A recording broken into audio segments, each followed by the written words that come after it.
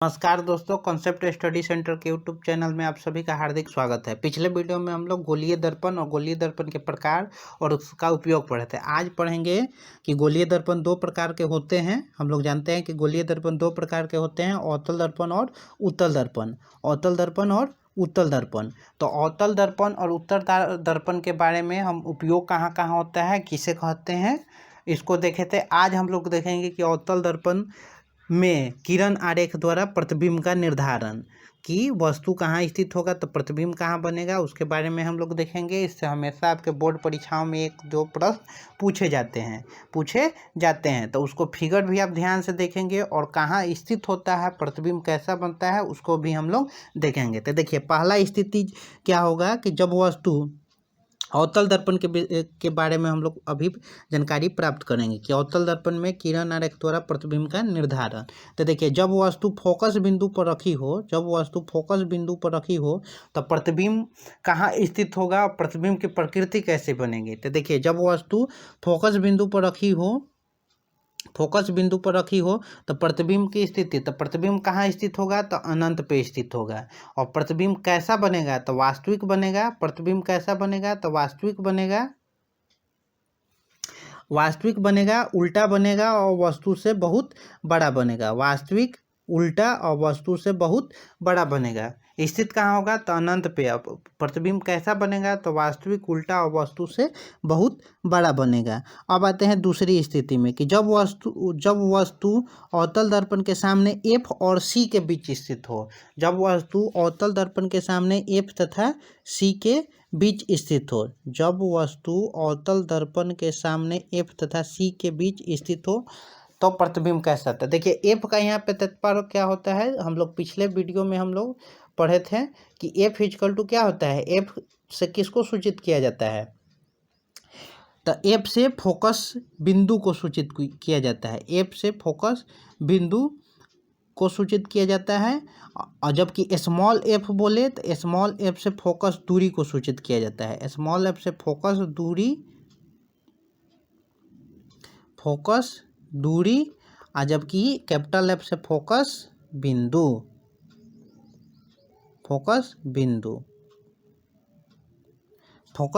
को सूचित किया जाता है। जबकि सी किसको सूचित किया जाता है तो सी से वक्ता केंद्र को सूचित किया जाता है। तो वही है कि जब वस्तु अवतल दर्पण के सामने फोकस बिंदु तथा वक्ता केंद्र के बीच स्थित हो तो प्रतिबिंब कैसा बनेगा। तो प्रतिबिंब कहाँ स्थित होगा तो प्रतिबिंब वक्ता केंद्र तथा अनंत के बीच स्थित होगा। जबकि बनेगा कैसा तो वास्तविक, उल्टा और वस्तु से बड़ा बनेगा।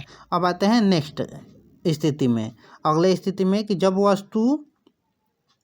जब वस्तु अवतल दर्पण के सामने वक्ता केंद्र पे स्थित हो। जब वस्तु अवतल दर्पण के सामने वक्ता केंद्र पे स्थित हो तो प्रतिबिंब की स्थिति कहाँ होगी तो प्रतिबिंब की स्थिति वक्ता केंद्र पर ही होगा, मतलब सी पर। मतलब सी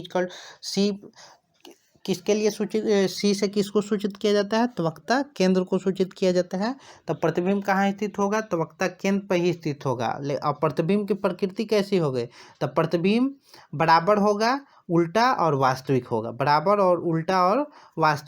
होगा। अब आते हैं अगले स्थिति में कि जब वस्तु अवतल दर्पण के सामने वक्ता केंद्र तथा अनंत के बीच स्थित हो। जब वस्तु वक्ता केंद्र तथा अनंत के बीच स्थित हो तो प्रतिबिंब कहाँ बनेगा तो प्रतिबिंब वक्ता केंद्र और फोकस बिंदु के बीच बनेगा। और कैसा होगा तो वास्तविक, उल्टा और छोटा होगा। अब अगले स्थिति में देखते हैं कि जब वस्तु अवतल दर्पण के अनंत दूरी पर स्थित हो। जब वस्तु अवतल दर्पण के अनंत दूरी पर स्थित हो तो प्रतिबिंब कहाँ स्थित होगा तो फोकस बिंदु पर स्थित होगा। प्रतिबिंब फोकस बिंदु पर स्थित होगा। जबकि बनेगा कैसा तो वास्तविक बनेगा, उल्टा और बहुत छोटा बनेगा। अब आते हैं अगले स्थिति में कि जब वस्तु अवतल दर्पण के सामने ध्रुव, मतलब ध्रुव को P से सूचित करते हैं तो ध्रुव तथा फोकस F के बीच रखा गया हो तो कहाँ बनेगा कि जब वस्तु P इक्वल टू क्या होता है तो ध्रुव होता है पी ध्रुव और एफ फोकस बिंदु या फोकस कहते हैं। तो फोकस के बीच स्थित हो तो कहाँ प्रतिबिंब बनेगा? तो प्रतिबिंब कहाँ बनेगा? तो दर्पण के पीछे बनेगा। कहाँ बनेगा? तो दर्पण के पीछे बनेगा। कैसा बनेगा? तो आभासी, सीधा और बहुत बड़ा बनेगा। आभासी, सीधा, बहुत बड़ा बनेगा। अब आते हैं कि उत्तल दर्पण में किरण आरेख द्वारा प्रतिबिंब का निर्धारण। अभी देखें हम लोग कि अवतल दर्पण में किरण आरेख द्वारा प्रतिबिंब का निर्धारण। अब देखेंगे कि उत्तल दर्पण में किरण आरेख द्वारा प्रतिबिंब का निर्धारण। तो देखिए पहला स्थिति क्या है कि जब वस्तु उत्तल दर्पण के सामने अनंत तथा ध्रुव के बीच स्थित हो। जब वस्तु उत्तल दर्पण के सामने अनंत तथा ध्रुव के बीच स्थित हो तब कहाँ बनेगा? प्रतिबिंब की स्थिति क्या होगी? तो प्रतिबिंब ध्रुव तथा फोकस के बीच स्थित होगा। ध्रुव तथा फोकस के बीच स्थित होगा। जबकि बनेगा कैसा? तो आभासी, सीधा और वस्तु से छोटा। आभासी, सीधा और वस्तु से छोटा बनेगा। अब आते हैं अगले नेक्स्ट पे कि जब वस्तु उत्तल दर्पण के सामने अनंत पे स्थित हो। जब वस्तु उत्तल दर्पण के सामने अनंत पे स्थित हो तो प्रतिबिंब कहाँ स्थित होगा? तो प्रतिबिंब फोकस पर स्थित होगा। प्रतिबिंब फोकस पर स्थित होगा। और प्रतिबिंब की प्रकृति कैसी होगी? तो प्रतिबिंब आभासी, सीधा वस्तु से बड़ा बनेगा। आभासी, सीधा वस्तु से बड़ा बनेगा। आभासी, सीधा वस्तु से बड़ा बनेगा। वस्तु से बड़ा बनेगा। अब आते हैं चिन्ह परिपाटी। अब चिन्ह परिपाटी में क्या होता है? देखिए चिन्ह परिपाटी में को ऐसे हम समझेंगे जैसे ये पी ध्रुव हो गया। और देखिए ध्रुव से, चिन्ह परिपाटी के ध्रुव से हम अगर बाईं ओर जाते हैं, ध्रुव से इधर बाईं ओर जाते हैं तो इधर दूरी घटेगी, मतलब निगेटिव होगा, ऋणात्मक होगा। और जबकि ध्रुव से दाईं ओर इधर आते हैं तो यहाँ पे दूरी क्या होगी? हमेशा धनात्मक होगा। वैसे ही ध्रुव के से ऊपर की ओर जाने पे दूरी धनात्मक होगा। जबकि ध्रुव से नीचे की तरफ आने पे दूरी ऋणात्मक होगा। तो उसको परिभाषा के रूप में हम लोग लिख सकते हैं कि आधुनिक चिन्ह परिपाटी के अनुसार गोलीय दर्पण के ध्रुव के दाईं ओर ली गई सभी प्रकार की दूरियां कैसी होगी? तकनीक परिपाटी के अनुसार गोलीय दर्पण के ध्रुव के दाईं ओर ली गई सभी प्रकार की दाईं ओर की सभी प्रकार की दूरियां धनात्मक होगी। जबकि ध्रुव के बाईं ओर के ली गई सभी प्रकार की दूरियां कैसी होगी? तो ऋणात्मक होगी। और ठीक उसी प्रकार ध्रुव से ऊपर ली गई दूरियां, मतलब ध्रुव से ऊपर ली गई दूरियां भी क्या होगी? तो धनात्मक होगी। जबकि ध्रुव से नीचे ली गई दूरियां ऋणात्मक होगी। ध्रुव को पी से, मतलब पी से ध्रुव, पी से ऊपर ली गई सभी दूरियां धनात्मक, जबकि ध्रुव से नीचे की दूरियां ऋणात्मक। वैसे ही ध्रुव के बाईं ओर की दूरियां ऋणात्मक, और जबकि दाईं ओर की सभी दूरियां क्या होगी? तो धनात्मक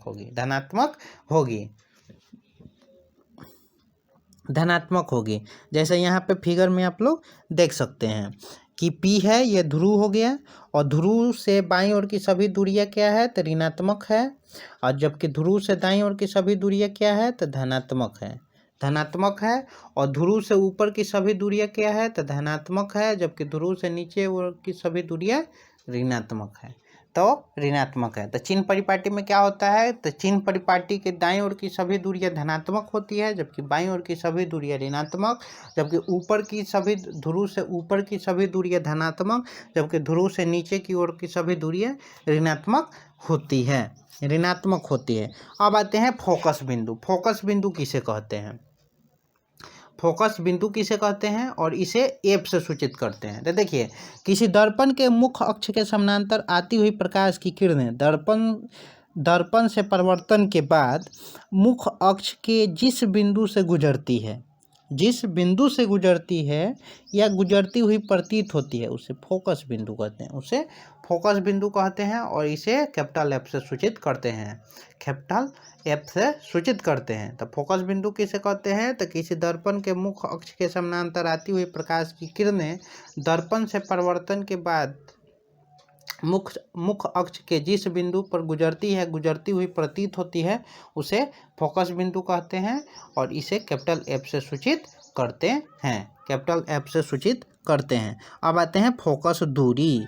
फोकस दूरी किसे कहते हैं? तो फोकस दूरी देखिए, फोकस दूरी को स्मॉल एफ से सूचित करते हैं, स्मॉल एफ से सूचित करते हैं। देखिए दर्पण के ध्रुव तथा फोकस बिंदु के बीच की दूरी को ही फोकस दूरी कहते हैं, फोकस दूरी कहते हैं, फोकस दूरी कहते हैं। और फोकस दूरी को स्मॉल एफ से सूचित करते हैं। और फोकस दूरी क्या? तो वक्रता त्रिज्या की आधी होती है। फोकस दूरी वक्रता त्रिज्या के आधी होती है, आधी होती है। अब आते हैं आवर्धन। आवर्धन किसे कहते हैं? तो देखिए आवर्धन किसे कहते हैं? तो आवर्धन प्रतिबिंब की ऊंचाई तथा वस्तु की ऊंचाई के अनुपात को ही आवर्धन कहते हैं। प्रतिबिंब की ऊंचाई तथा वस्तु के ऊंचाई के अनुपात को ही आवर्धन कहते हैं। और आवर्धन को स्मॉल एम से सूचित करते हैं, स्मॉल एम से सूचित करते हैं। तो आवर्धन बराबर होता है, आवर्धन बराबर होता है